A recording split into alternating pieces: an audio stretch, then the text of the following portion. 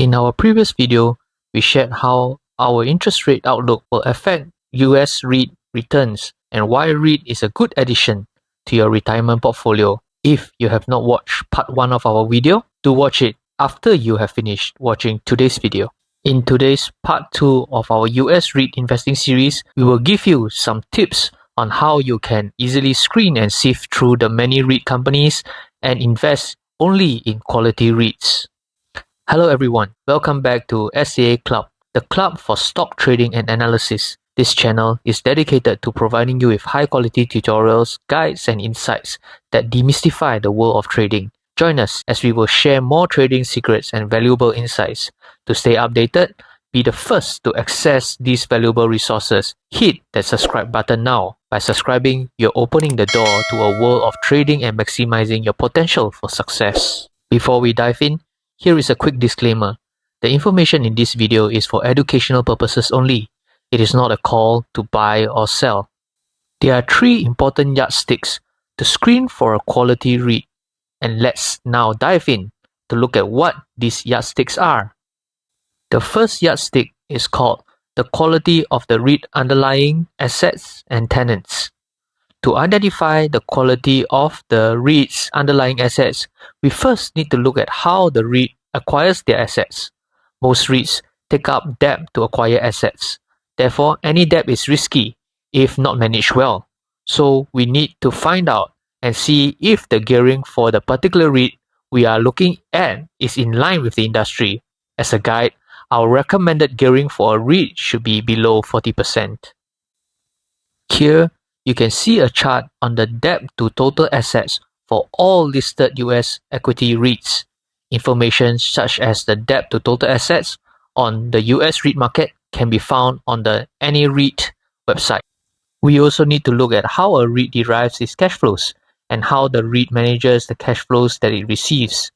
Do they generate enough free cash flows after taking into account large capital expenditures such as asset enhancements and frequencies on the purchases of additional investment properties? A good tip is to look at the REITs that have a track record of being conservative and prudent in their cash flow management. Its track record must show that the REIT only makes necessary large-scale investments when the market is favorable and in accordance to its business or investment objectives.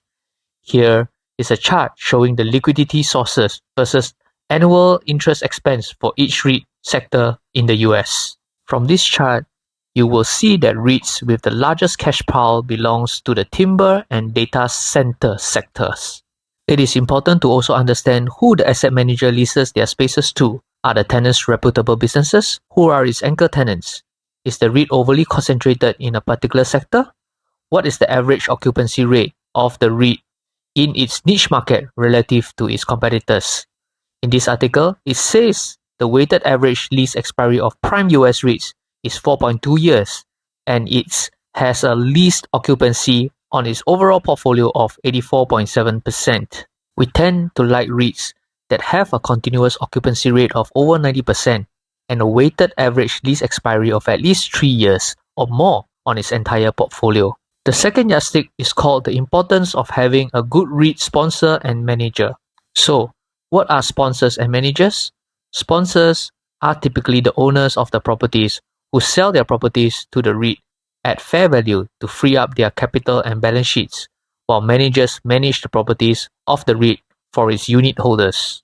All the information about the REIT structure and its management can usually be found in the REIT's annual report or website, shown here as an example for a US REIT called United Hampshire. You can see here that its sponsor is actually UOB Global Capital. It is therefore important before investing in the REIT to identify who the sponsors and managers of the REIT are. The sponsors must be a well-established player in the property market with strong financial backing and have a huge portfolio of property assets and a sizable land bank, while a good manager must have a decent long-term track record that is consistent with their goals and stay aligned with unit holders. We identify managers that are usually proactive in their portfolio management by value adding to their portfolio of properties and at the same time prudent in their risk management. Managers who do this usually manage their tenant mix quite well and revamp their properties and tenant mix every 3 to 5 years to enhance the rental value of his portfolio.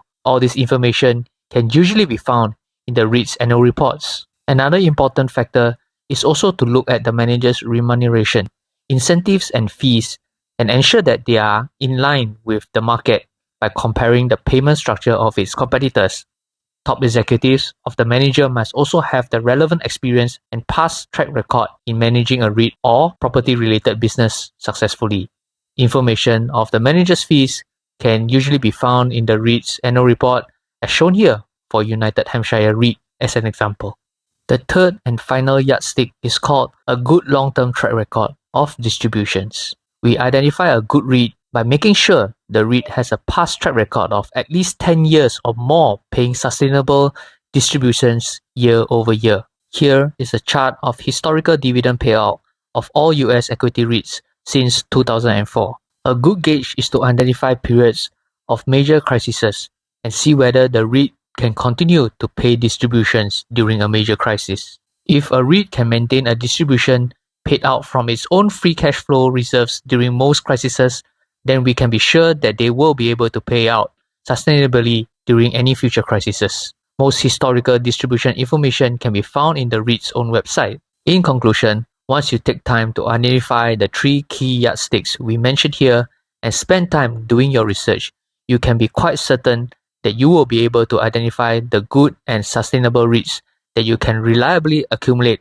up until your retirement, without the worry that the REIT will miss any distribution payout that could disrupt your retirement plans. So, stay tuned and see you in our next video. Goodbye.